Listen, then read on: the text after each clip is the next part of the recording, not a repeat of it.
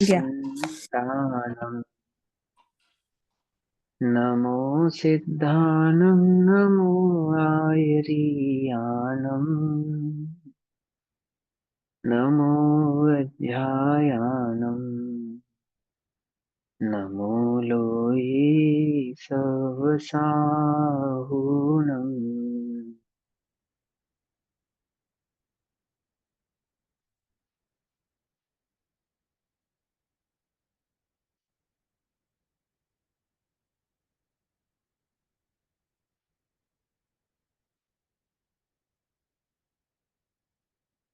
मोक्षमार्गस्य नेतारम् भेत्तारं कर्मभूरताम् ज्ञातारां विश्वतत्त्वानां वन्दे तद्गुणलब्धये।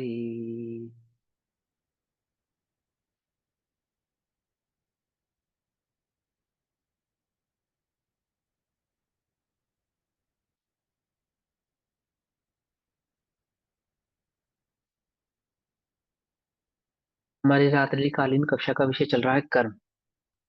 कर्म के संदर्भ में हम सभी चर्चा कर रहे हैं 8 कर्मों के आश्रवों के कारण, जिसमें गोत्र कर्म की चर्चा आज होनी है। अंतिम कर्म है गोत्र कर्म। ठीक। नहीं नहीं, अभी तो बचा है। अभी तो सिर्फ क्या हमने बचा है? नरक और मनुष्य, देव आयु हाँ, तो देव बची है। रहता है। देव हाँ, रह देव गया, आयु चलो बची देव है। आयु। एक देव सेकंड, देव मनुष्य। आयु से पहले इसमें तिरंज दो भी हो गया। पॉइंट्स और है।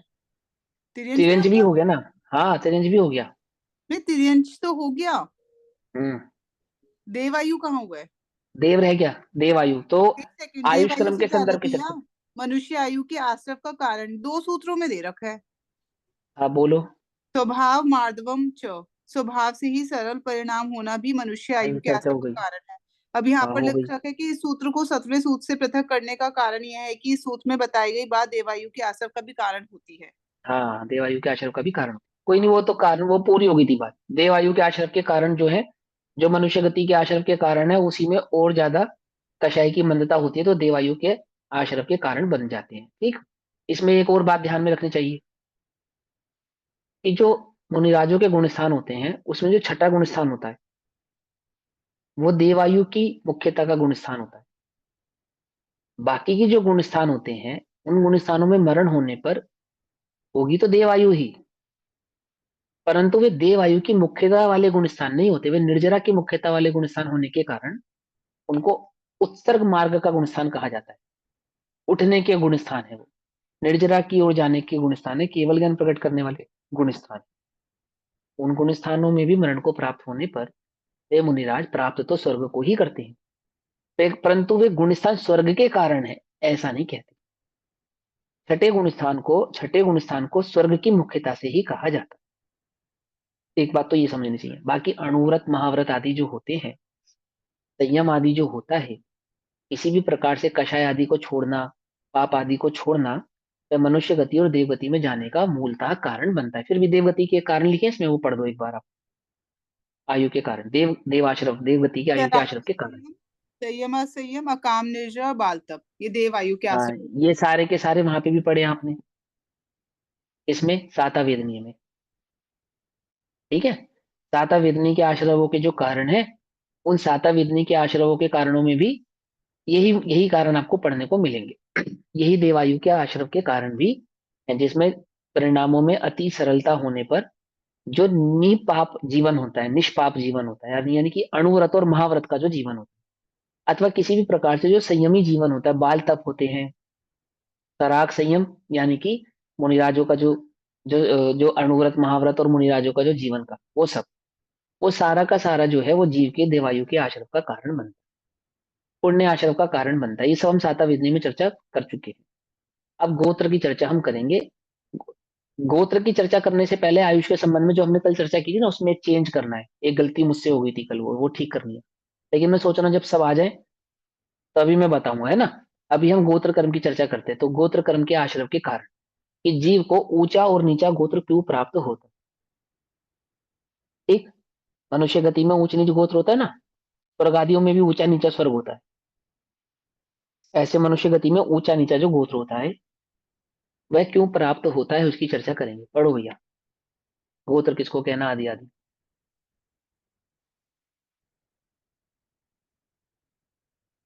शालिनी दीदी पढ़ो। निकाल दी थी मैं। हाँ निकालो।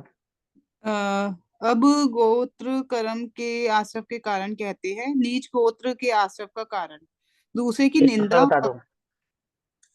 446, 447। पेज नंबर है 449। 446, 447, 9। 449, 449, चलो। दूसरे की निंदा और अपनी प्रशंसा करना तथा प्रकट गुणों को छिपाना और अप्रगट गुणों को प्रसिद्ध करना, ये नीच गोत्र कर्म के आश्रव का हम्म, कारण है। पर आत्म निंदा प्रशंसा है ना। पर की निंदा करना और अपनी प्रशंसा करना, ये तो नीचे गोत्र कर्म के बंध के कारण हो गए। आगे पढ़ो, पूरा पढ़ लो एक बार, फिर करेंगे इस पे चर्चा। एक इंद्रिय से संगी पंचेंद्रिय पर्यंत तक सभी तिर्यंच, नारकी तथा लब्ध पर्याप्तक मनुष्य, इन हम्म। सब के नीच गोत्र है। देवों के उच्च गोत्र है। गर्भज मनुष्य के दोनों प्रकार के गोत्र कर्म होते हैं। हम्म, बस इतना ही है। बस। और कुछ नहीं, आगे और भी होगा नहीं, थोड़ा सा। नहीं, ये पूरा नहीं। हो गया। हाँ, फिर उच्च गोत्र कर्म कर। हम्म। देखो, इस जीव को नीच गोत्र कर्म के आश्रम का कारण क्या है, पहले तो नीच गोत्र किसको कहते हैं वो समझना पड़ेगा। ठीक है ना। तो नीच गोत्र किसको कहते हैं, जिसको जगत में गोत्र कहते हैं ना, हिंदू बड़े मुसलमान छोटे आदि आदि, ये तो व्यवहार गोत्र है। ये तो जगत में बनाया गया गोत्र सिस्टम है। ये काल के बदलने पर बदल जाता है। पकड़ में ही बात। जब तक मुसलमान नहीं थे, तब हिंदुओं में ऊंचा नीचा चल रहा था। जब हिंदुओं में भी भेद प्रतिभेद नहीं थे, तो वर्णों की अपेक्षा से ऊंचा नीचा चल रहा था। जब वर्णों के भी भेद नहीं थे, तब तब अन्य किसी प्रकार से ऊंचा नीचा चल रहा था। तो जो लोक में ऊंच नीच चलती है, धर्म के नाम पर, जाति के नाम पर, धन के नाम पर, ज्ञान के नाम पर, ये जो ऊंच नीच चलती है, ये तो व्यवहारिक गोत्र कहलाता है। इसको मूलतः आगम में गोत्र नहीं कहते। तो आगम में गोत्र किसको कहते हैं, कि जो इंद्रिय संबंधी जीव की प्राप्ति है, यानी एक इंद्रिय से लेकर असंगीपना जो जीव को प्रकट हुआ, उसको कहते हैं नीच गोत्रपना। नीच गोत्र क्यों कहते हैं उसको, नीच गोत्र इसलिए कहा जाता है क्योंकि वह सम्यक दर्शन प्रकट करके अपने आत्मा का कल्याण नहीं कर सकता। मेरी बात, सम्यक दर्शन नहीं प्रकट कर सकता, सिद्धों के ग्रुप में नहीं जा सकता, अरिहंतों के ग्रुप में नहीं जा सकता, पंच परमेष्ठियों के ग्रुपों में नहीं जा सकता। ऐसी पर्याय में चला जाना जहां से वो परम पद में स्थित पंच परमेष्ठियों के ग्रुप को ज्वाइन नहीं कर सकता। तो नारकी ज्वाइन नहीं कर सकते, समझे। अथवा देव शास्त्र गुरु का साक्षात समागम नहीं प्राप्त कर सकते। समझ नहीं बात। एक इंद्रिय से लेकर पांच इंद्रिय तक तो असंगीपना होने के कारण देवशास्त्र गुरु की समझ ही नहीं है। और नारकियों पे संगीपना होने पर भी देवशास्त्र गुरु का समागम नहीं है, प्राप्त नहीं हो सकता। तो जो देवशास्त्र गुरु का समागम प्राप्त करने में असमर्थ है, अथवा उनकी बात को समझने में असमर्थ है, वो दोनों ही प्रकार की स्थितियों में जीव को निज गोत्री ऐसा कहा। जो गर्भज मनुष्य होता है, उसमें ऊंचा और नीचा दोनों ही पना होता है। वो पर्याप्तक और अपर्याप्तक की अपेक्षा से वहां पे बात कही गई। तो पहले गोत्र किसको कहा, गोत्र का सिस्टम किसको समझाया, कि जो हमें संघीपना प्राप्त नहीं हुआ है जिन जीवों को, वो नीच गोत्री है। और चार गतियों में जो नरक आदि के जीव हैं, वे नीच गोत्री है। इसका मतलब जो संघी त्रियंच है, उनको नीच गोत्री नहीं कहा, समझे। संघी त्रियंच, त्रियंच जाति के वो जीव जो संघी हैं, संघी अर्थात मन सहित हैं, उनको नीच गोत्री नहीं कहा। और मनुष्य आदि गतियों में भी किसी भी जीव को ये नीच गोत्री है ऐसा नहीं कहा। फिर उसके बाद व्यवहार पक्ष में क्या आता है, कि मनुष्य होने पर भी जो लोक विरुद्ध आचरण करते हैं, उनको नीच गोत्री कहते हैं। जो जो देवशास्त्र गुरु की शरणागत नहीं होते, उन्हें नीच गोत्री कहते हैं। चलो भैया, देवशास्त्र गुरु की शरणागति नहीं भी होते हो आप, कम से कम पाप प्रवृत्ति मत करो। तो जो अति तीव्र पाप, हिंसा आदि कार्य करते हैं, उन्हें नीच गोत्री कहते हैं। जो अति हीन आचरण करते हैं, उन्हें नीच गोत्री कहते हैं। तो ये लोक में उनको नीच गोत्री कहा जाता है। ये नीच गोत्र प्रकट होने का या प्राप्त होने का कारण क्या है, इसके पीछे का रीजन क्या है, कि पर निंदा आत्म प्रशंसा, यानी कि मान कषाय की मुख्यता। जब जीव को मान कषाय की मुख्यता तो हो, लेकिन सरलता भी हो साथ में। मान कषाय भी है, थोड़ा अणुव्रत भी है, महाव्रत भी है, अथवा संयम भी है, मान कषाय भी है, थोड़ा धर्म भी है। तो जीव ऐसी स्थिति में मनुष्य आदि गतियों को तो प्राप्त कर गया, मनुष्य आदि गति तो मिल गई उसको, है ना। लेकिन मनुष्य आदि गति मिलने पर भी जो लोक में ऊंचा गोत्र है वो प्राप्त नहीं हुआ। एक बात तो ये हो गई। दूसरी बात, जो त्रियंच आदि गति में जाने के कारण है, जो नरकादि गतियों में जाने के कारण है, वे ही सब नीच गोत्र में जाने के कारण है। क्योंकि एक इंद्रिय से लेकर असंख्य पंचेंद्रिय पना प्राप्त जिस जीव को होता है, जिन कारणों से होता है, वो कारण कौन कौन से हैं? कि वे कषाय की तीव्रता के कारण है। उन कषाय की तीव्रता में भी जो ज्ञान का दुरुपयोग किया गया है, अब अपनी प्रशंसा करने में, दूसरे की निंदा करने में, समझ में, दूसरे को गलत साबित करने पे, दूसरे को नीचा दिखाकर जो आनंद आता है, नीचा दिखाने में आनंद आता ना, तो आपको नीच गोत्र प्राप्त होगा। कैसा है वह नीच गोत्र? कितनी पर्याय तो ऐसी है जहां आपको जीव है ऐसा ही नहीं माना जाएगा। जैसे एक इंद्रियादि पर्याय में पेड़ है, पत्थर है, पानी है, हवा है, मिट्टी है, इनको तो कोई जीव ही नहीं मानता। और कितनी पर्याय ऐसी है जहां आपकी कोई कदर नहीं है, दो इंद्रिय, तीन इंद्रिय, चार इंद्रिय, पांच इंद्रिय, ऐसी पर्यायों में तो आपकी कोई कदर ही नहीं है, कोई समझने को कोई तैयार नहीं है। निरंतर हम मच्छर भगाने का, मच्छर मारने का उपाय करते रहते हैं। हमारे घर में जीव जंतु उत्पन्न ना हो जाए इसका उपाय करते रहते हैं। करते ना, करना अच्छी बात है। जीव जंतु उत्पन्न ना हो जाए इसका उपाय करना बुरी बात नहीं है। लेकिन वे जीव जंतु को हम जीव नहीं मानते, अथवा उनको हीन दृष्टि से देखते हैं। चाहते नहीं है हीन दृष्टि से देखना, तो भी हीन दृष्टि से देखना पड़ता है ना, देखना पड़ता है ना। बोलो, क्या है ये नीच गोत्रता के कारण ऐसा होता है, नीच गोत्र पने के कारण। हाँ बोलो। वो जो होगा, जो घर में रहने की वजह से हम वो सब साफ सफाई सब करेंगे, वो आरंभी हिंसा में आएगा ना मगर। आरंभी हिंसा में कहलाएगा, तो आरंभी हिंसा में आरंभी काउंट होगा। हिंसा के कारण भी नीच गोत्र हो सकता है, तो आरंभी उसमें हिंसा फिर के कारण नीच गोत्र नहीं होता है। वो उस पर्याय को जो जीव प्राप्त हुए हैं, वो क्यों प्राप्त हुए हैं? वो नीच गोत्र आदि के कर्म के आश्रव के कारण प्राप्त हुए, ये कह रहे हैं। आरंभी हिंसा नीच गोत्र का कारण नहीं है, ये कब कहा?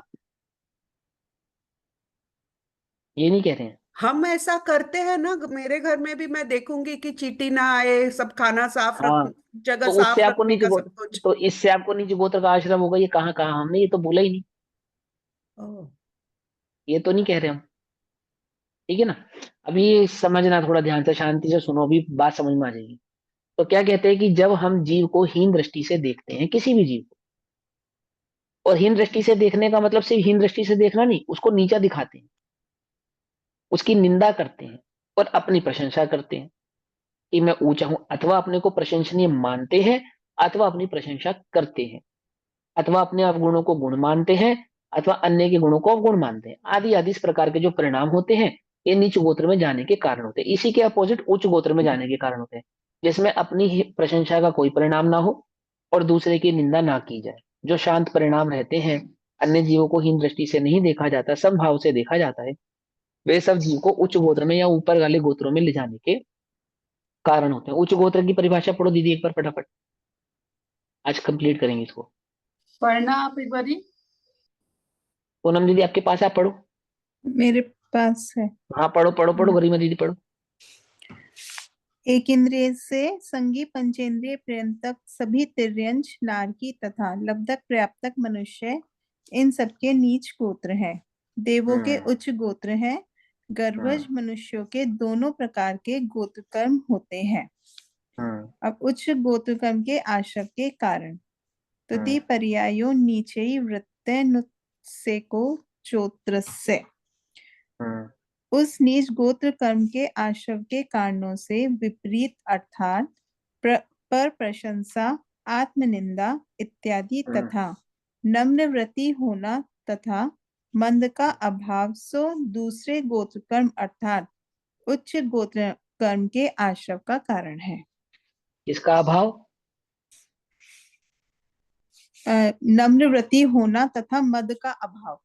मद का अभाव यानी कि मान का अभाव। हम्म, ठीक है, मद माने मान। दूसरे की प्रशंसा करने का कहने का मतलब क्या है? कि जिसमें थोड़े भी गुण हो तो नम्र उसके गुण, लिखा है, नम्र। हाँ, नम्र हाँ जिसमें उसके नम्र। थोड़े भी बाद गुण लिखा है हो, ना।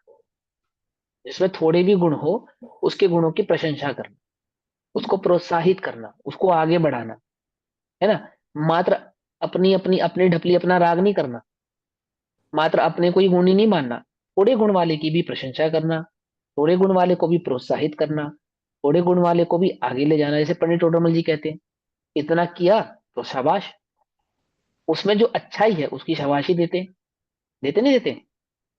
ये सब जीव को क्या करते हैं, ये सब जीव को उच्च गोत्र में ले जाने के कारण बनते हैं। नम्रीभूत होना यानी कि हम्बल होना, हम्बल होना, थोड़ा पोलाइट होना, आपको थोड़ा नम्र होना।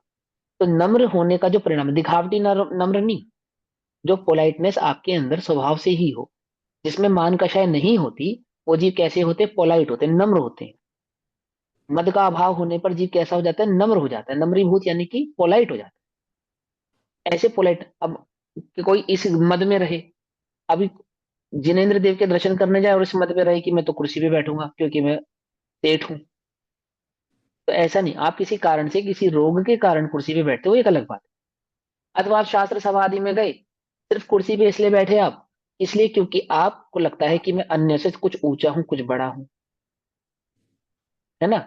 मैंने बताया ना, समूह शरण में जो मुख्य श्रावक होते हैं ऐसे भरत आदि, उनके लिए स्पेशल चेयर नहीं लगती, स्पेशल चेयर नहीं लगाई जाती वहां पे। कैसे, जैसे अन्य सभी श्रावक बैठे हैं ऐसे भरत भी बैठे हैं, जैसे अन्य सभी श्रावक बैठे हैं ऐसे सैनिक भी बैठे हैं, श्री कृष्ण भी बैठे हैं। आई बात समझ में। तो वहां पे क्या नहीं होता, भेदभाव नहीं होता। तमो शरण आदि में क्या नहीं करना, भेदभाव नहीं करना। जीवादि की प्रवृत्ति में जिनको जीवादि की मुख्यता होती है, ऐसे मुनिराज कैसे हैं, सेठ जी से ज्यादा अच्छे से बात करेंगे, किसी गरीब से बेकार अच्छे से बात नहीं करेंगे, ऐसा नहीं। वो तो संयमियों से अधिक अच्छे से बात करेंगे, गुणियों से अच्छे से बात करेंगे। अब गुणियों को धर्म उपदेश देते हैं, बस इतनी सी बात है। लेकिन दोनों को दिखा देखते समान दृष्टि से ही है, समान दृष्टि से। स्त्रियों 7 हाथ दूर रहती हैं तो इसका मतलब नहीं उनको हीन दृष्टि से देखते हैं। स्त्रियों का संसर्ग नहीं करते तो इसका मतलब ये नहीं कि उनको हीन दृष्टि से देखते हैं, वो नियम है। और देखते उसको भी भगवान आत्मा ही है। शील का रक्षण भी करते हैं, दृष्टि में उसको भी भगवान आत्मा देखते हैं, उसको हीन पर्याय से देखते हो, ऐसा नहीं है। तो ये जो समभाव का सम परिणाम होता है हमारा, ये क्या करता है हमको, ये जो हमारी हम्बलनेस होती है, हमारी पोलाइटनेस होती है, ये जीव को उच्च गोत्र में ले जाने का कारण बनती है। उच्च गोत्र में ले जाने का कारण बनती है, दैट मीन्स अगर आप दूसरे तरीके से समझो तो स्वर्ग में ले जाने का कारण बनती है और मनुष्य गतियों में जाने का कारण बनती है। क्योंकि स्वर्ग आदि के देवताओं को उच्च गोत्रीय माना गया, मनुष्य आदि को, पर्याप्त मनुष्य आदि को उच्च गोत्रीय माना गया।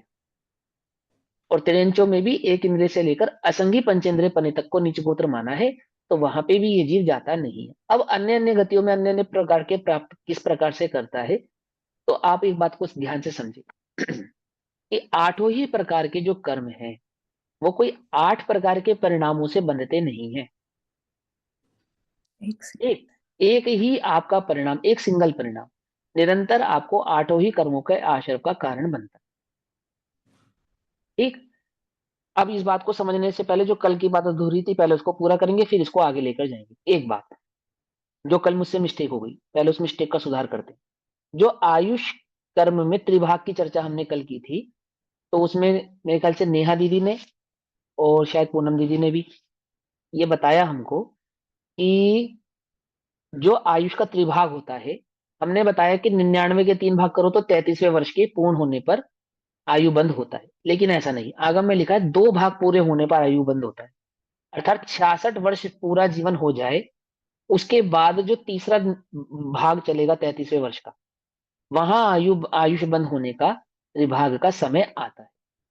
उस समय में क्या जब त्रिभाग नहीं, हाँ भैया, ऐसा नहीं है 66 समय ओवर होने के बाद पहले समय में हाँ, फर्स्ट? वही तो कह रहा हूँ, कहता रहा हूँ, वही तो कह रहा हूँ, ठीक है। वही बोल रहा हूँ कि जो 2 त्रिभाग है उनको कंप्लीट कर दिया, यानी 66 साल पूरा कर दिया, तो 66 साल पूरे होते ही साथ जो पहला समय लगेगा, वहां से त्रिभाग का समय आएगा। अंतर मुहूर्त समय या कुछ समय का समय रहता है, वहां पे त्रिभाग की स्थिति बनती है, आयुष बंध की स्थिति बनती है। यदि वहां पूरी नहीं हो पाती, तो जो बचा हुआ जीवन काल है उसके 3 भाग होंगे, और उस 3 भाग के फिर 2 हिस्से करके पूरे करने पर तीसरे भाग में आयुष बंध का कारण बनेगा।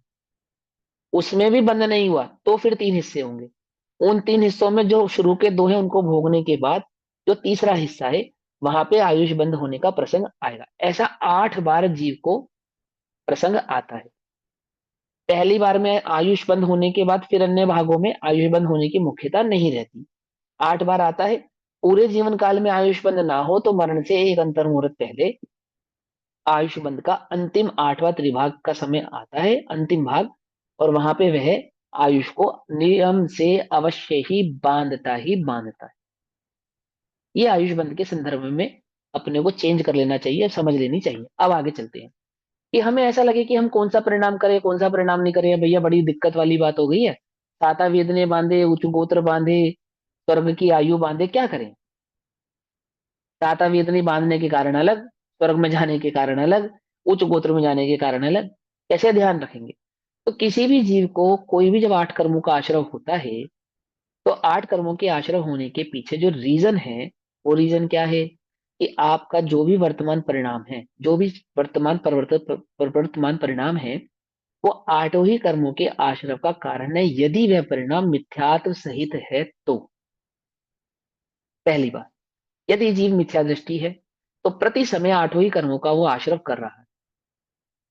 इन 8 कर्मों को प्रकृति भी कहते हैं। 8 कर्म की प्रकृति होती है, 8 कर्मों को भी प्रकृति कहती है। दोनों बातें समझना। नेचर, प्रकृति माने नेचर। किसी भी जीव को जो कर्म का आश्रय होगा, उसमें 8 प्रकार का नेचर है। कर्म के आश्रय में 8 प्रकार का नेचर। पहला नेचर क्या है? जो ज्ञान को ढके, ज्ञानावरणीय। दूसरा नेचर क्या है? जो दर्शन को ढके, दर्शनावरणीय। तीसरा नेचर क्या है? अंतराय, जो अंतराय लावे, आत्मा के अनुजीवी गुणों को प्रकट होने में जो अंतराय का कारण बने। समझ में बात? इसी तरीके से 8 कर्मों को समझना चाहिए कि जब जीव मिथ्यात्व के साथ जो भी परिणाम करेगा, जैसा भी परिणाम करेगा, उसमें 8 ही कर्मों का आश्रय होगा। पहली बात तो ये। ऐसा नहीं है कि जिस समय स्वर्ग का आश्रय हो रहा है तो उस समय नरक का नहीं हो रहा, ऐसा नहीं है। अथवा जिस समय नरक का आश्रय हो रहा है उसमें स्वर्ग का नहीं हो रहा, ऐसा नहीं है। तो कैसा है भैया?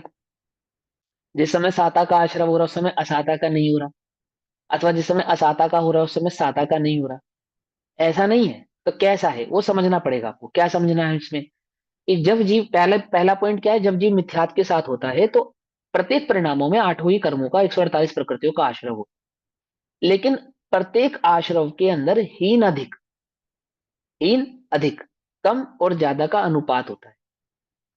कुछ कुछ प्रकृतियां कम अनुपात में आश्रय होती हैं और कुछ प्रकृतियों का अधिक अनुपात में आश्रय होता है। जिस परिणाम में की मुख्यता से जिस प्रकृति के अधिक अनुपात का आश्रय होता है, उस परिणाम को उस प्रकृति संबंधी कहा जाता है। जैसे मंद कषाय में पुण्य का आश्रय ज्यादा होता है तो मंद कषायों को पुण्य के आश्रय का कारण कहा जाता है।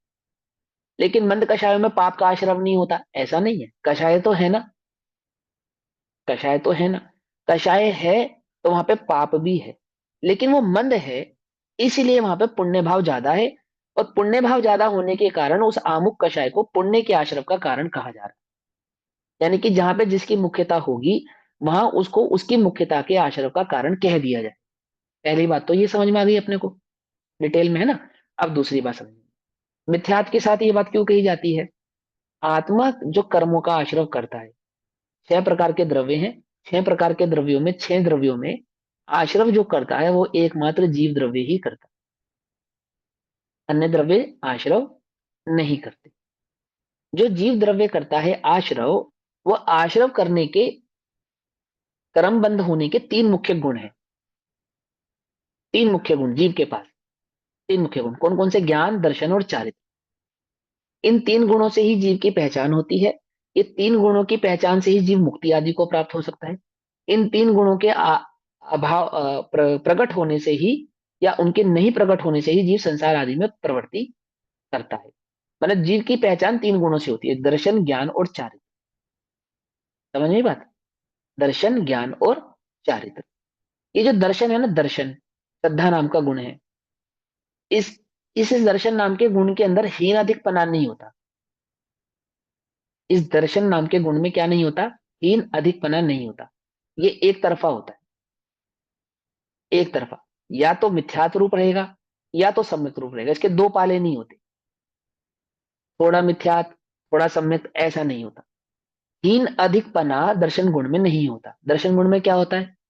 ये एक पाले में रहेगा, या तो इधर या तो इधर। लेकिन ये किस पाले में है उससे डिपेंड, उस पर बहुत निर्भर करेगा कि जीव को किस प्रकार के कर्मों का आश्रय होना है। ध्यान से समझना, मैं आपको आपकी भाषा में समझाने की कोशिश कर रहा हूं। दर्शन गुण, जिसको श्रद्धा गुण भी कहते हैं। दर्शन गुण देखने वाला गुण नहीं, दर्शन गुण यानी कि श्रद्धा गुण। श्रद्धा गुण के साथ क्या नहीं होता? श्रद्धा कभी ढुलमुल नहीं होती, श्रद्धा के अंदर हीनाधिकपना नहीं होता, श्रद्धा में फ्लक्चुएशन नहीं होती। समझ में आई बात? श्रद्धा एकदम एक तरफा होती है, 100% है मतलब है। मिथ्यात्व है तो मिथ्यात्व है, सम्यक्त्व है तो सम्यक्त्व है, कुछ सम्यक्त्व है कुछ मिथ्यात्व है, ऐसा श्रद्धा का स्वभाव नहीं है। एक साधारण गुण स्थान, एक मिश्र गुण स्थान है, तीसरे नंबर का गुण स्थान। वहां पे श्रद्धा के पक्ष में ऐसी बात कही जाती है कि कुछ सम्यक तो कुछ मिथ्यात्व। तो वह भी एक आधी या दो समय की बात है, अपवाद मार्ग है, उसको अपवाद मार्ग समझना चाहिए। उसकी मुख्यता यहाँ पे नहीं है। सिर्फ एक बात आपको समझ में आनी चाहिए कि श्रद्धा के अंदर क्या नहीं होता? हीन अधिकपना नहीं होता, ढुलमुल नहीं होती श्रद्धा, इधर उधर फ्लक्चुएशन श्रद्धा में नहीं होता। वो जब भी रहेगी एक तरफा ही रहेगी। लेकिन ज्ञान और चारित्र में हीन अधिकपना होता है, उसमें फ्लक्चुएशन होती है। समझ में बात? और ज्ञान और चारित्र का जो हीनाधिकपना है और जो फ्लक्चुएशन है, इस फ्लक्चुएशन से ही जीव को दो प्रकार के कर्मों का आश्रय होता है, पाप और पुण्य। पाप और पुण्य। पाप के दो भेद करते हैं। पाप या तो नरक में जाने का कारण है, या तो तिर्यंच में ले जाने का कारण है। यदि पाप मंद है और पुण्य अधिक है, तो जीव या तो देवगति में जाएगा या तो मनुष्य गति में आएगा। लेकिन मनुष्य गति में आने का या देव गति में जाएगा तो वहां उसको पाप का उदय नहीं आएगा, ऐसा नहीं है।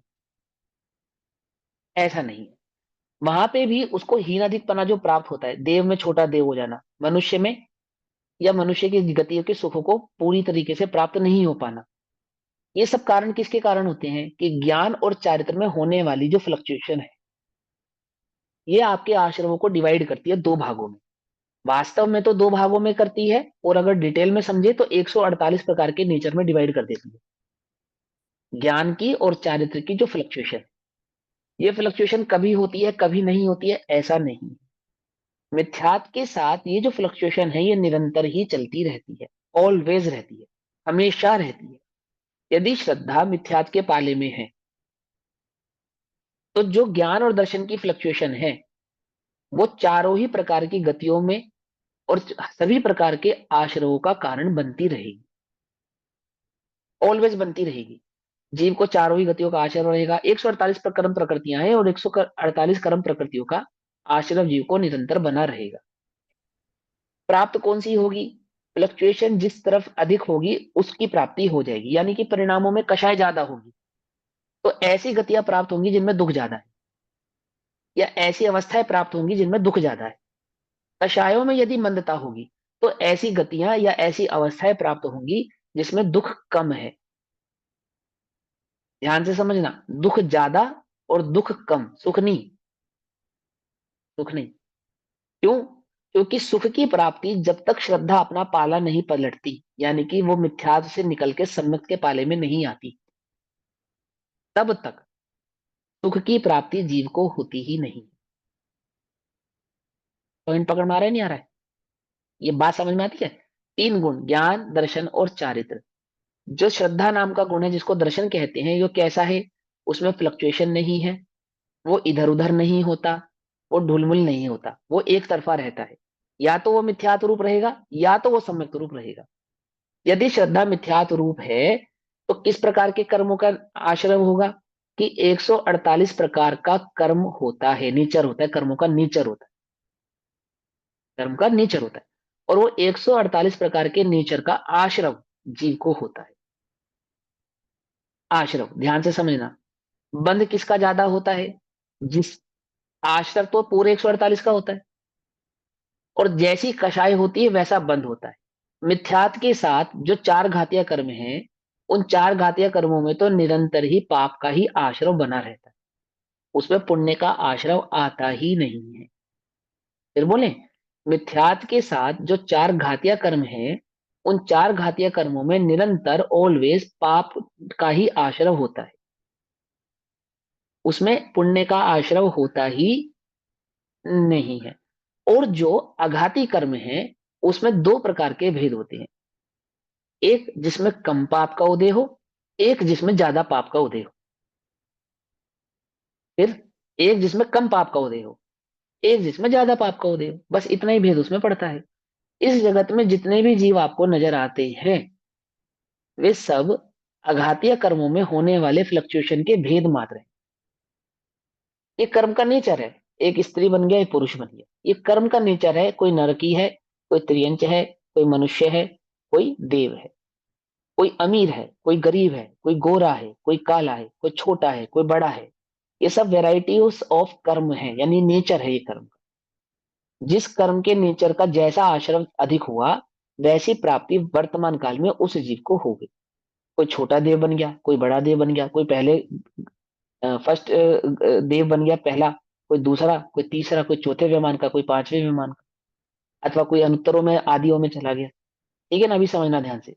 ये जितने जितने भेद पड़ रहे हैं जीव को, नरकों में भी कोई पहले नरक में, कोई दूसरे नरक में, कोई तीसरे नरक में, कोई चौथे नरक में और कोई पांचवें नरक में। नेचर है ये।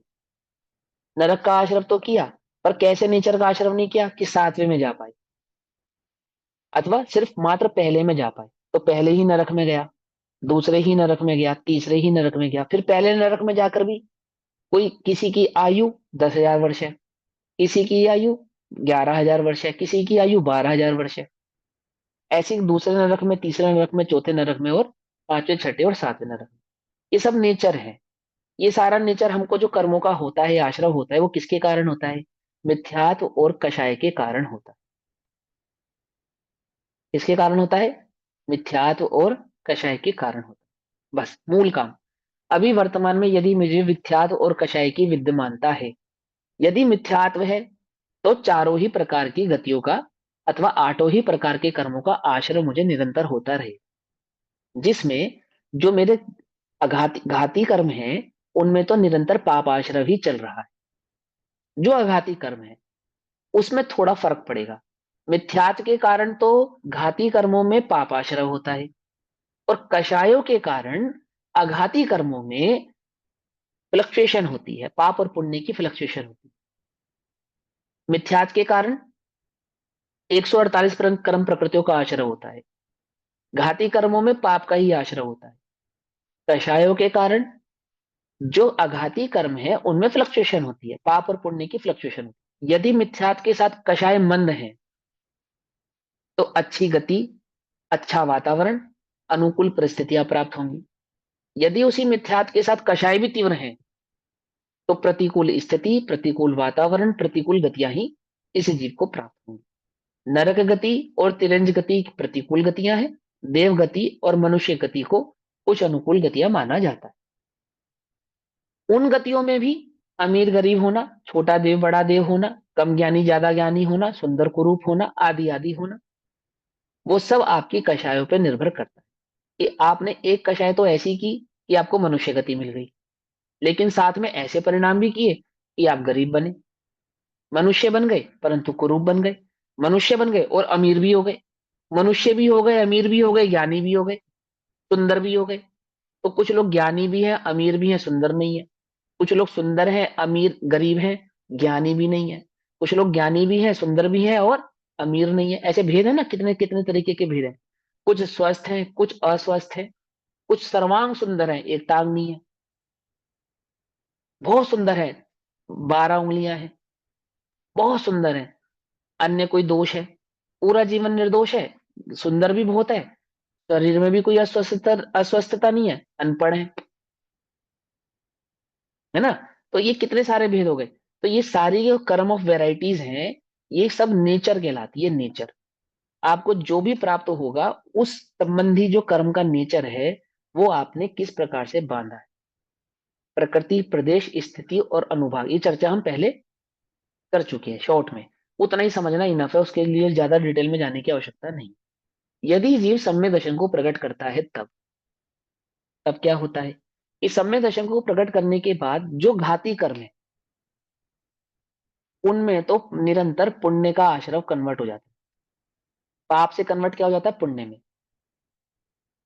और जो आघाती कर्म है इसमें इसमें भी थोड़ा भेद पड़ता है। इसमें पुण्य का जो भाव है अधिक हो जाता है और पाप का थोड़ा रह जाता है। फिर समझे? सम्यक दर्शन है उसको घाती कर्मों में तो पुण्य का ही आश्रव होता है, एकमात्र पुण्य का ही आश्रव होगा, अन्य आश्रव नहीं होंगे।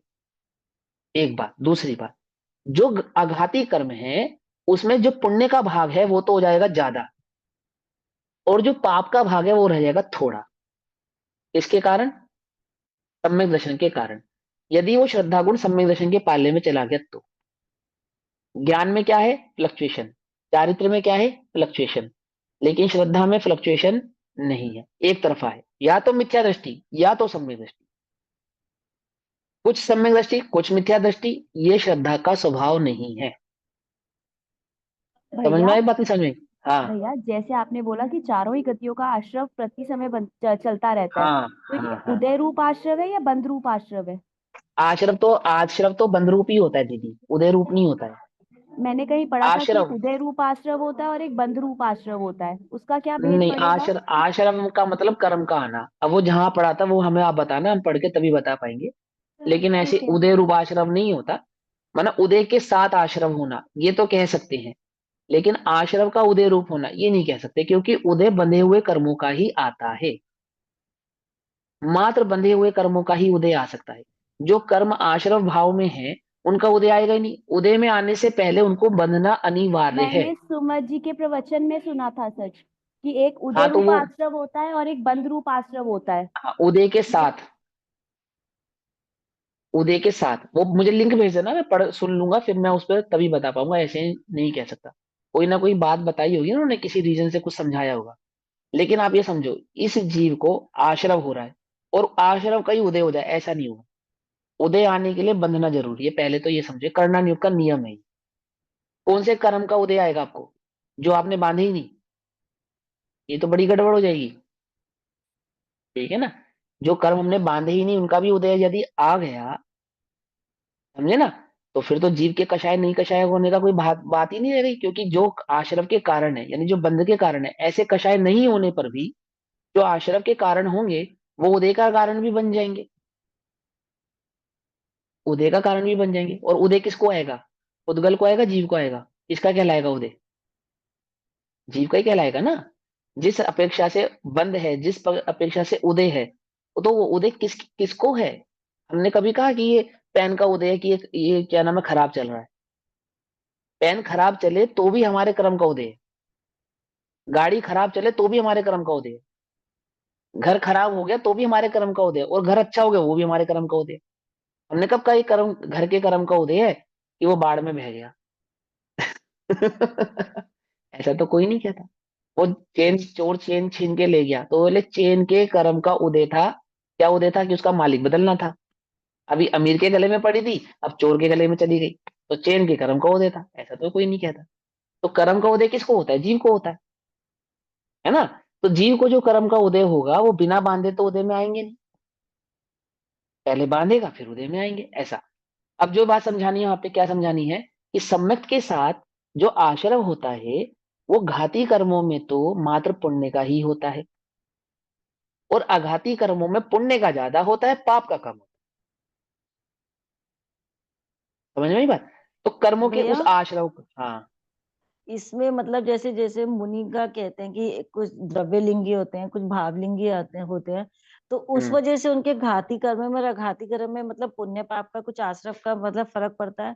क्योंकि सम्यक दर्शन हाँ। तो दोनों को ही प्रकट हुआ है, तो आश्रम में फर्क आएगा या नहीं, दोनों को ही पुण्य का होगा? द्रव्यलिंगी मतलब आप किस अपेक्षा से कह रहे हैं? कुछ द्रव्यलिंगी होते हैं, जो शास्त्र में द्रव्यलिंगी की अपेक्षा है वो मिथ्या दृष्टि मुनि की अपेक्षा से है। ठीक वो है? वही कहते हैं ना कि यदि मतलब वही पूरी तरीके से उनको सम्यक नहीं हुआ है, वो अभी पूरी भी तरह, उनमें थोड़ा सा फिर मिथ्या वही, मिथ्या दशा। हाँ। सुनो सुनो सुनो, यही समझा रहे हैं कि श्रद्धा में थोड़ा सम्यक थोड़ा मिथ्या तो नहीं होता। तो इन्हें फिर थोड़ा तो द्रव्यलिंगी सम्यक और थोड़ा। फिर भावलिंगी किस उस अपेक्षा से कहते हैं?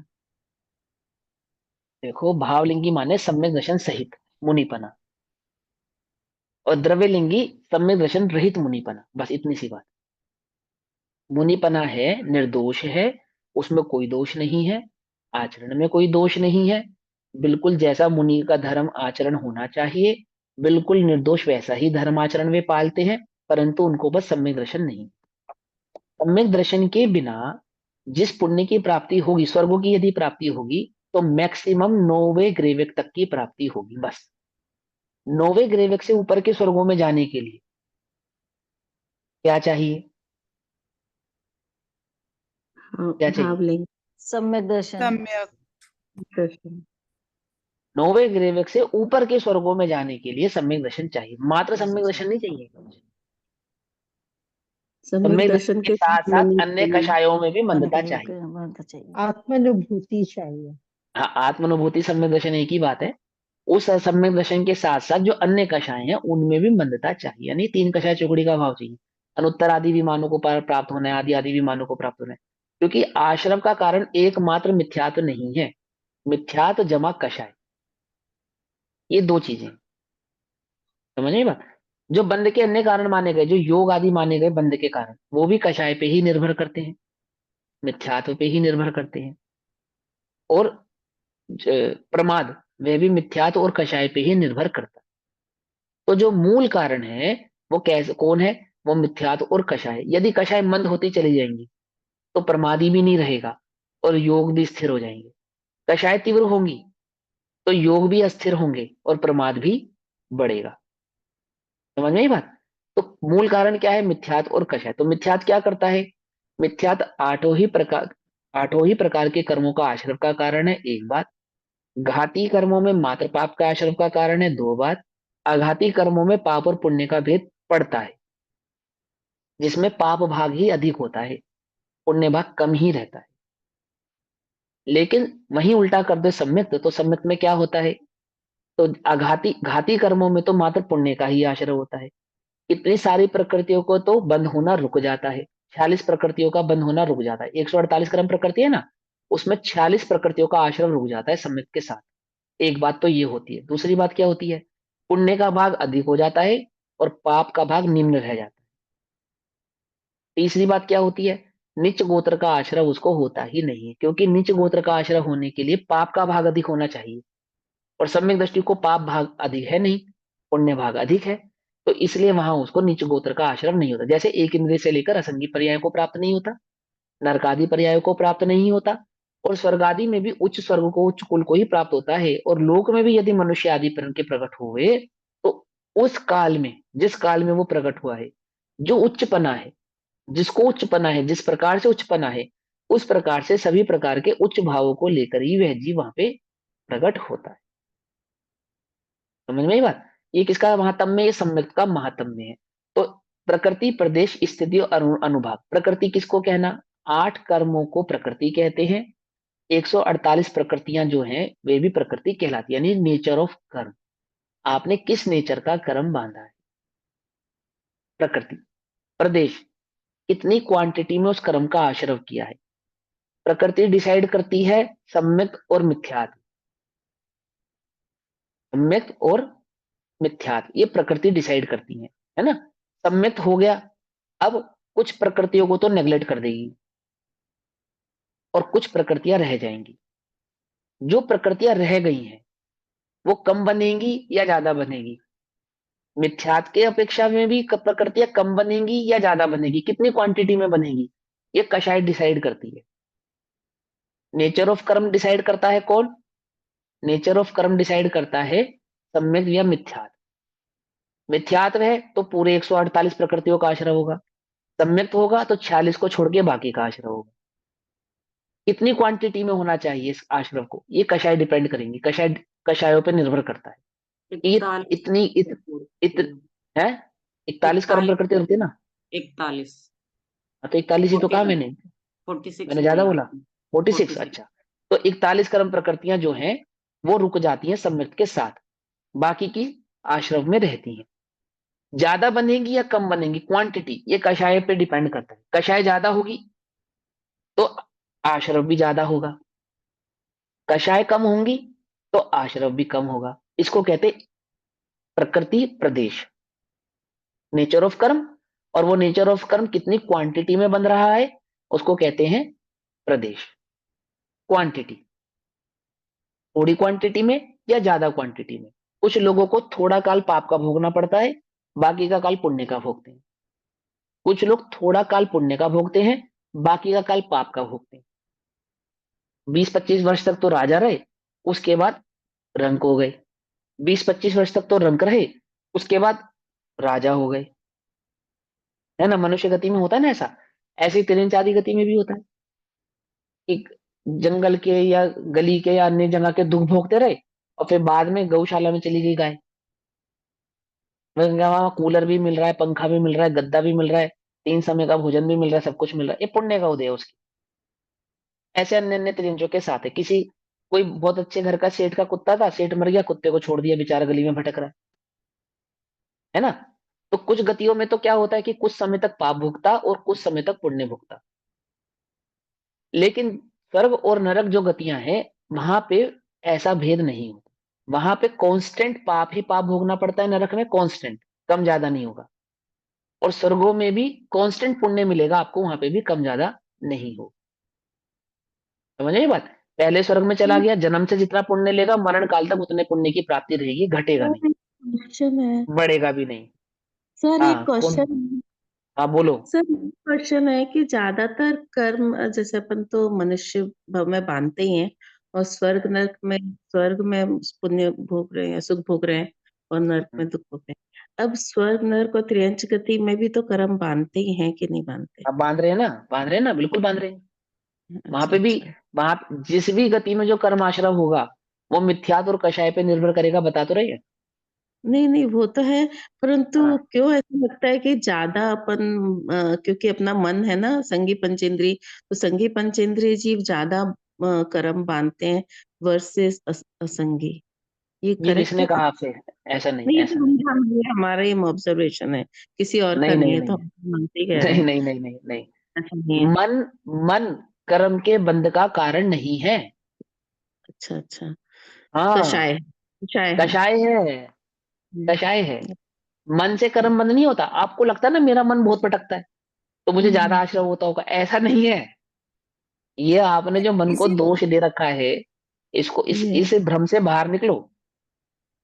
नहीं नहीं मन पता कितना। तो नहीं था कि हाँ कषाय से हाँ। होता है, पर पता नहीं कभी कभी इल्यूडेट स्टेट में ऐसे भी लगता है कि जहां मन ज्यादा है वहां कर्म ज्यादा बनते हैं, और नरक स्वर्ग में सिर्फ मन ज्यादा कहाँ होता है? मन ज्यादा सर वहां होता है जहाँ कषाय ज्यादा होती है। अच्छा अच्छा गॉट इट देखो ओके। मन, मैं आपको एक चीज समझाता हूँ। आप मन से काम करते हो, आपको ऐसा लगता है? नहीं, हमारा मेरी काम तो बात मन नहीं। बुद्धि चित्त अहंकार तीन सुनो चारों सुनो सुनो। अंतःकरण से होता है ना। पहले कि सुनो ध्यान से, पहले सुनो ध्यान से सुनो। जी मैंने जो प्रश्न किया, पहले उस प्रश्न को सुनो, म्यूट करो एक बार इसको। या श्योर। घर से निकले, बाहर गए, भोजन इकट्ठा किया और घर आ गए। ये तो मधुमक्खी भी करती है, ये तो चींटी भी करती है।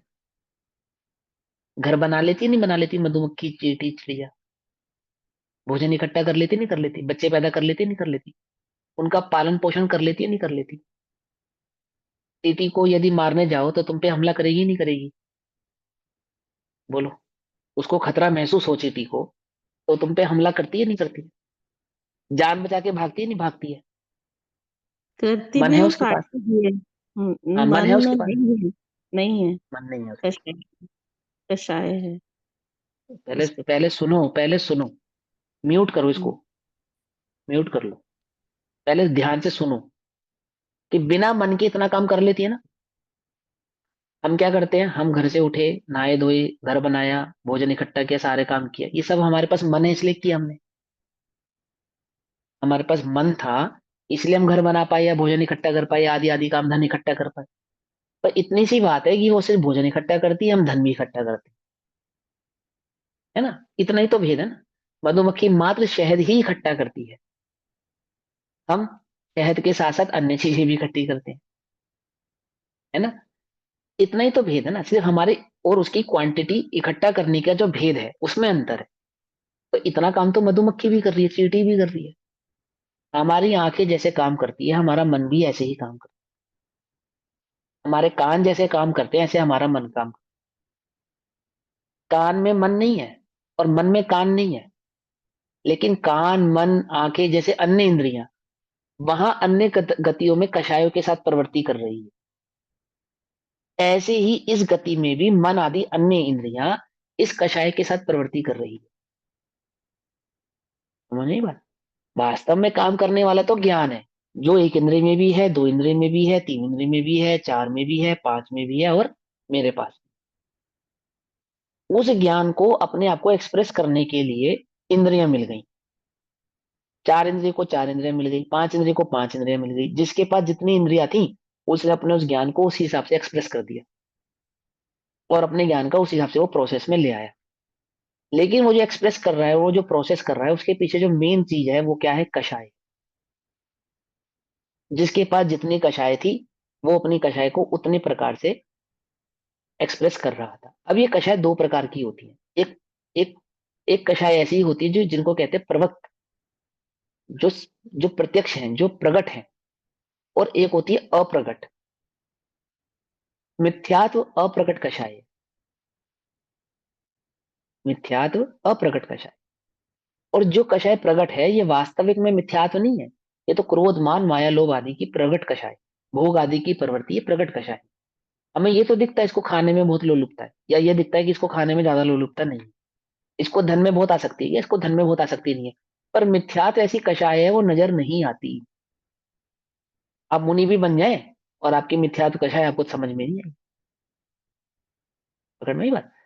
तो पहले तो आप ये समझो, जैसे अन्य इंद्रियां काम करती हैं ऐसे मन काम करता है। आंखों का काम है देखना, कान का काम है सुनना, मन का काम है विचारना, वो अपना विचार करता है। लेकिन कान क्या सुनना पसंद करते हैं, आंख क्या देखना पसंद करती है, ऐसे ही मन क्या विचारना पसंद करता है।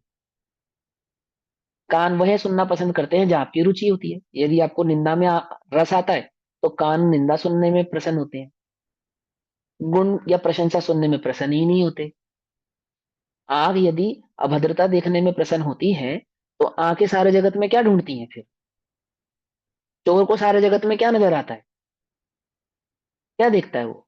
साहूकार को हर ग्राहक में क्या नजर आता है? ऐसे ही मन जो विचार करता है, जैसे आंख देखने का काम करती है ऐसे मन विचारने का काम करता है। क्या विचार करता है? जहां रुचि होगी, जहां का रस होगा, वह विचार करना पड़ेगा। करना नहीं पड़ता, आपो आप करता है। आंखें आपो आप टिक जाती हैं, ये सुंदर लग रही है वस्तु। कान आपो आप रुक जाते हैं। क्या कह रहे थे आप? धर्म की बात इग्नोर कर देगा और अन्य बातों को एब्जॉर्व करने के लिए तुरंत ठहर जाएगा, ठिठक जाएगा। आप अगर हल्का सा भी सुने कि किसी ने आपका नाम लिया, दो लोगों में चर्चा हो रही है और आपका नाम लिया, थोड़ा सा सुना, हल्का सा, एकदम से सारे शरीर की शक्ति कान में एकदम चली जाती है। ऊंचा भी सुनता हो तो बारीक भी सुनने लगता है। एकदम सुनने लगता है, तो ताकत चली जाती ना वहां में। ऐसे ही मन काम कर रहा है। मन कोई अलग से काम कर रहा है ऐसा नहीं है। मन का काम है विचार करना। क्या विचार ऐसा करना? जैसी कषाय है वैसा विचार करना। अब आप ये सोचो कि मुझे कान की वजह से बंद हो रहा है, आंख की वजह से बंद हो रहा है, या मन की वजह से बंद हो रहा है। जैसे कान आंख नाक बंद में निमित्त नहीं है, योग है लेकिन उनको बहुत नॉमिनल माना गया। ऐसे ही मन के कारण आपको बंद होता है ऐसा नहीं है। सर ये समझ में आ गया। नाउ हाँ, कैन आई बंद कैसे? अदर हाँ, कषाय। हाँ अंतर कशा में हमारे कषाय कैसी? अब एक और second part of this question, जैसे हाँ, मन और बुद्धि जब साथ साथ काम करते हैं, प्रबुद्ध मन अबुद्ध मन सोच लो, तो हाँ। बुद्धि तो अपन को गुड बैड, अच्छा बुरा ये सब करवाती है, और जब दोनों एक साथ काम करते हैं तो वो अम, कषाय रूप या अकषाय रूप, जैसी बुद्धि चली जाएगी तो सम्यक्त वाली स्टेट होगी और फिर अकषाय रूप ज्यादा काम होएगा, क्योंकि बुद्धि तो संसार में ये रख सब रहा ये सब है। मुझे ये सब मुझे नहीं मालूम। ये सब मैं नहीं अच्छा, जानता, है ना। हाँ, ये सब, ये बिल्कुल भी ये मेरी प्ररूपणा ही नहीं है। आगम की भी ये प्ररूपणा नहीं है, और मे भी वो साइकोलॉजिकल ये बात नहीं है। सुनो, वेदांत पहले तो सुनो में तो, है अरे सुनो ऐसा तो सही, अंतःकरण का स्वरूप, तो आई वाज इन सुनो तो रेफरिंग टू। सही। आपकी हाँ बात हाँ, हमने सुन ली, आपका प्रश्न हमें समझ में आ गया। अब तो आप इससे आगे बुद्धि सुनो के उसको। साथ आप नहीं कराएंगे? बता, उत्तर दे रहा हूं मैं, आप उत्तर सुनो ध्यान से, मैं बताता हूँ। बुद्धि और मन दो अलग अलग चीजें नहीं है। बुद्धि और मन एक ही चीज के दो नाम है। पहले ये समझो आप। बुद्धि अलग, मन अलग, ऐसा नहीं। दिल सर अलग, दिमाग अलग, ऐसा वन नहीं है। I am unmuting and my self. तो हाँ हाँ, अपने कुछ निगम में शायद इस तरह ऐसा है ना कि अपन के चेतन के ही पर्याय रूप है ये मन बुद्धि, ये सब चित्त हाँ, और अब अहंकार। आपका प्रश्न मैं समझ चुका हूँ पूरी तरीके से। दीजिए अब पूरा आप उत्तर करके। समझो ध्यान से। हाँ, मैं आपको उत्तर समझाऊंगा पूरा, वे टू वे समझाऊंगा, आप ध्यान से समझना। अवचेतन मन, चेतन मन, और ये जो चीजें आपने सुनी है, जितनी भी मन के तीन भेद सुने हैं, अनकॉन्शियस माइंड, सबकॉन्शियस माइंड और माइंड, ये सब, ये तो सब विज्ञान की परिभाषाएं हैं, ठीक है ना, क्योंकि वो कषाय, मिथ्यात्व और मन आदि के भाव को, आत्मा को, ज्ञान को नहीं समझते। अतीन्द्रिय ज्ञान को जो नहीं जानते, वो इंद्रिय ज्ञान में भेद करते हैं। आंख का ज्ञान अलग, कान का ज्ञान अलग, नाक का ज्ञान अलग। ऐसे ही अनकॉन्शियस माइंड, सबकॉन्शियस माइंड और माइंड, ये सब चीजें नहीं होती हैं। आप ये समझो, दो चीजें होती है, एक होता है अभिप्राय और एक होता है बुद्धि या मन। ठीक। अभिप्राय तो कभी बदलता नहीं है, या तो वो सम्यक होता है या तो वो मिथ्या होता है। जिसको आप अनकॉन्शियस माइंड कह रहे हो ना, वो वास्तव में अभिप्राय है। जैसे मेरा अभिप्राय में बैठा है कि मैं पुरुष हूं, धन में सुख है, भोजन से मेरा जीवन चलेगा, पेट भरेगा, अमीर बनूंगा, सुंदर बनूंगा तो यश प्राप्त होगा। ये मेरे अभिप्राय में बैठा है, चाहे मैं इसके बारे में सोचूं, चाहे मैं इसके बारे में नहीं सोचूं। मुझे जरूर, अभी मैं आपसे चर्चा कर रहा हूं, लेकिन अभिप्राय में बैठा है कि पर में सुख है, मैं ध्येय हूं, मैं पुरुष हूं, मैं अमीर हूं, मैं गरीब हूं, ऐसा बैठा है अभिप्राय के अंदर, अभी भी बैठा है। भले ही मैं इस बारे में कुछ सोच नहीं रहा, इसके बारे में चर्चा नहीं कर रहा, पूरा फोकस क्या है, आपके प्रश्न का उत्तर देना। बावजूद उसके अभिप्राय में बैठा है, मेरे पास 4 गाड़ियां हैं, इतने मकान है, इतने बंगला है, इतना मेरा बैंक बैलेंस है, एक पत्नी है, 2 बच्चे हैं, आदि आदि आदि, ये सब मेरे अभिप्राय में बैठा है। इसके बारे में मुझे बिल्कुल सोचने की जरूरत नहीं है, बिल्कुल चिंतन करने की जरूरत नहीं है, कोई विकल्प करने की आवश्यकता नहीं। वो भी मेरे अंदर में बैठा है, इसको कहते हैं अनकॉन्शियस माइंड, जिसको कहा आगम में अभिप्राय। अभिप्राय का दूसरा नाम है श्रद्धा, चारित्र। फाइल को पूरा डिलीट नहीं कर सकते, कंट्रोल ऑल डिलीट जैसे कर नहीं सकते? सम्यक्त करेगा ना, उसको डिलीट कर दोगे तो गुण ही डिलीट हो जाएगा, वही वही। आत्मा ही डिलीट हो जाएगा। तो सुनो किसी अभी तरह की, पहले, किसी के लिए नहीं बनाना, किसी तरह का प्रेजुडिस, वो सब तो वो। आपके आपके पहले प्रश्न का उत्तर पूरा हो गया। नहीं नहीं नहीं नहीं, आप इस हाँ, सॉरी। फिर पहले प्रश्न का उत्तर पूरा करो पहले, फिर दूसरे प्रश्न का क्वेश्चन करना। तभी समझ लो आश्रव यहाँ कैसे हो रहा है, अभिप्राय से होता है। हमारा अभिप्राय मिथ्या है, उसके आधार से हमको आश्रवों का, कर्मों का बंध होगा। अब दूसरी चीज है मन। मन, दिल, बुद्धि, दिमाग, ये सब मन के ही पर्यायवाची नाम है। दिल अलग है, दिमाग अलग है, ऐसा नहीं होता। मन अलग है, बुद्धि अलग है, ऐसा नहीं होता। मन को ही बुद्धि कहते हैं, बुद्धि को ही दिल कहते हैं, दिल को ही दिमाग कहते हैं, इसी को सब कुछ कहते हैं। जितना भी आपके जानने में आ रहा है, वो सारा का सारा ज्ञान के अंदर प्रवर्तमान मन है। सोते जागते उठते बैठते जो भी काम कर रहे हैं, वो सब मन है। उसी को आप बुद्धि कह दो, उसको आप अवचेतन मन कह दो, चेतन मन कह दो, जो मर्जी आप उसको कह दो, आपका जो दिल में है वो नाम उसको कह दो। लेकिन वो इतनी फ्रिक्वेंटली घूमता है कि हमको ये लगता है कि दिल अलग सोच रहा है, दिमाग अलग सोच रहा है। आप एक दुकान में गए, आपने 2 ड्रेस पसंद की, खरीद एक ही सकते हो, दो नहीं खरीद सकते। खरीद कितनी सकते हो? दो। एक, दो नहीं खरीद सकते, उतने ही पैसे हैं आपके पास। अब आपको क्या लगता है, दिल कहता है ये ड्रेस ले लो, दिमाग कहता है ये ड्रेस ले लो। ऐसा नहीं है, ऐसा नहीं है।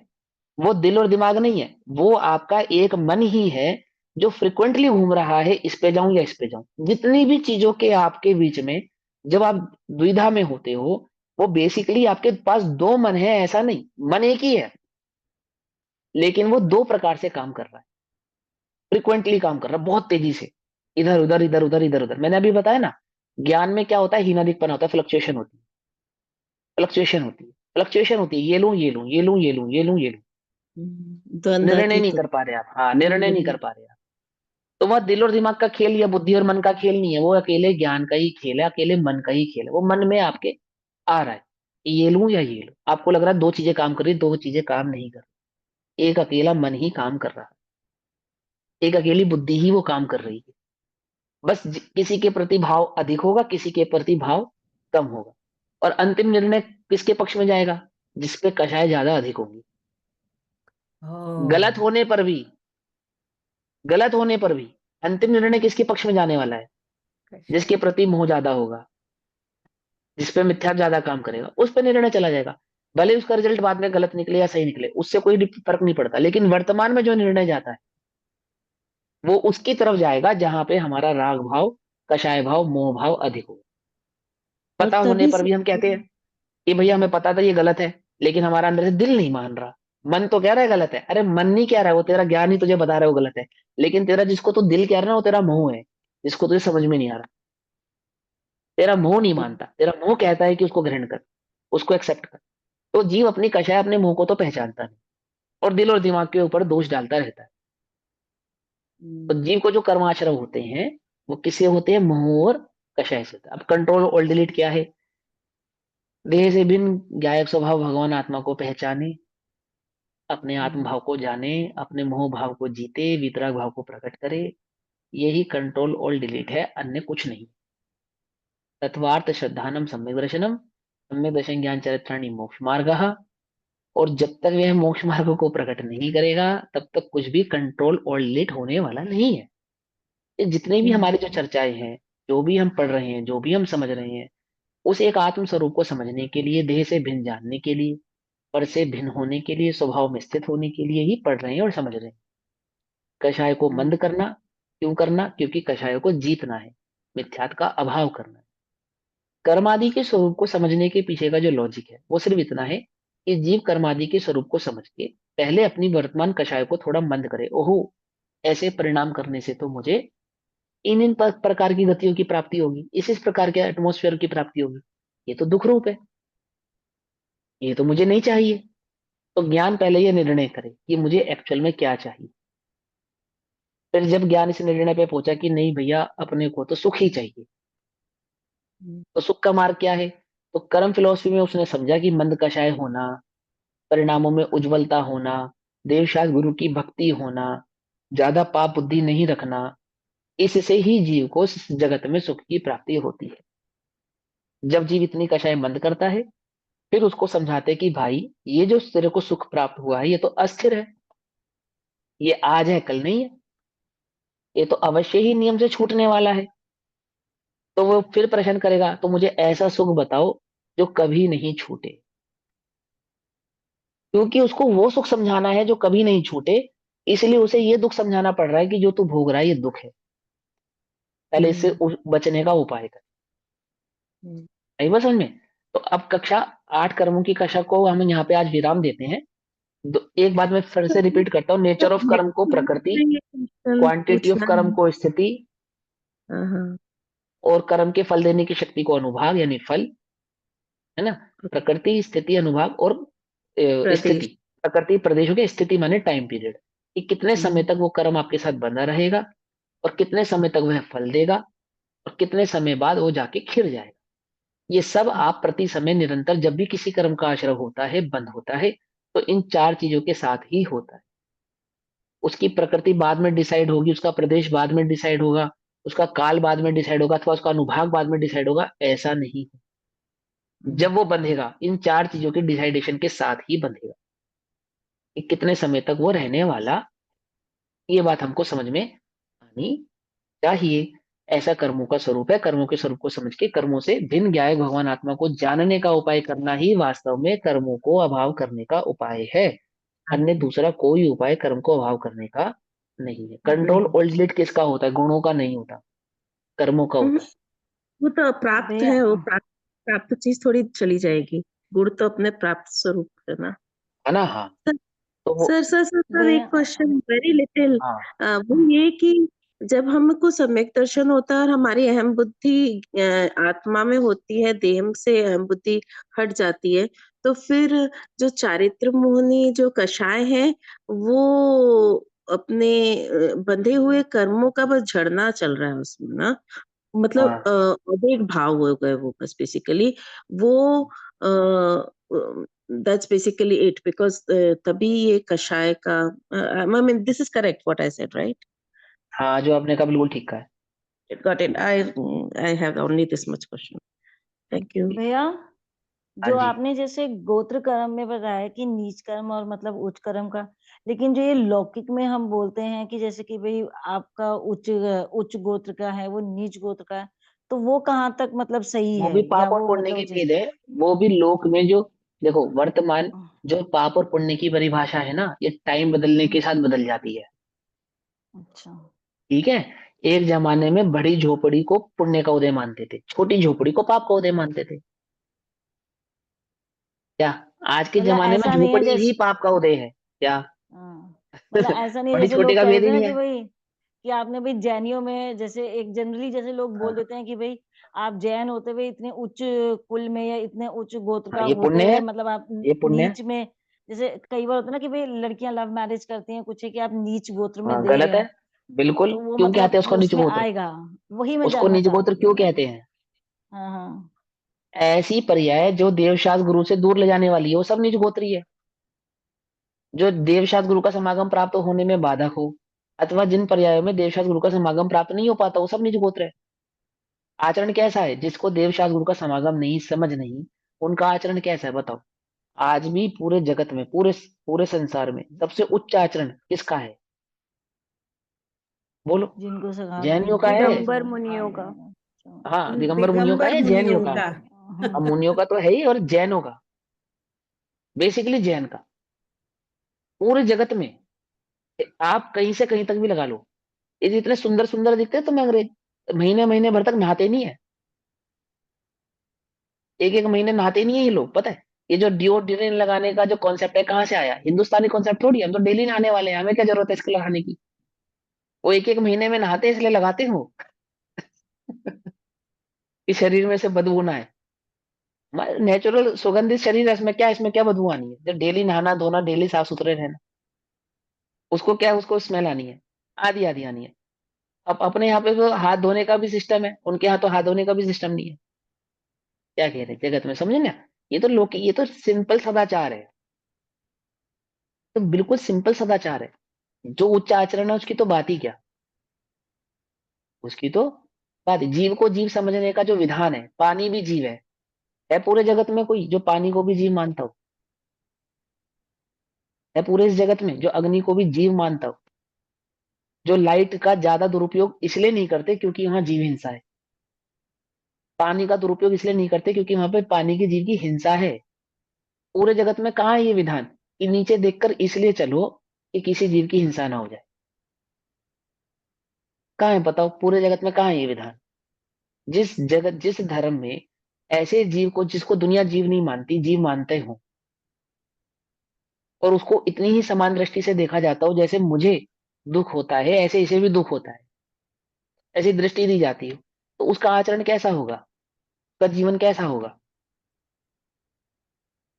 कैसा होगा? हम शौक के लिए भोजन, हम किसी भोजन को सिर्फ इसलिए नहीं खाते कि हमें स्वादिष्ट लगता है, हम ये निर्णय करते हैं कि ये खाने योग्य है या नहीं, और उसका निर्णय हम कैसे करते हैं?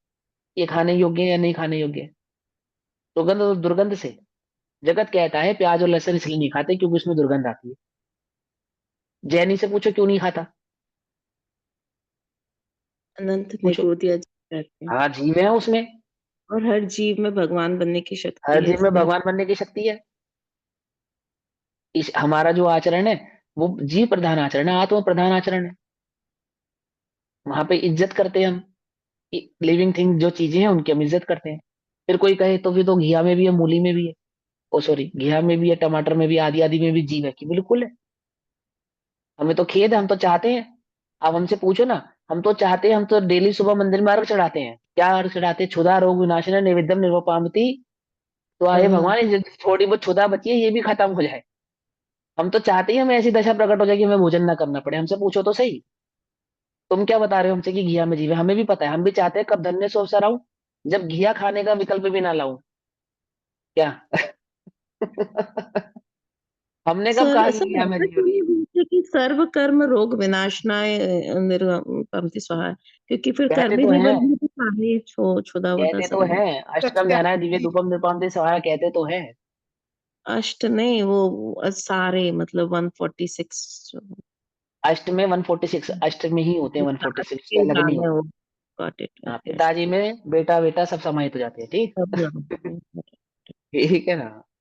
चलिए ठीक है। ओम नमः सिद्धेभ्य, निज निधि निज में बताई, यह अनंत उपकार है उसके लिए जिनवानी माँ को वंदना। नमो ओरियंताणम।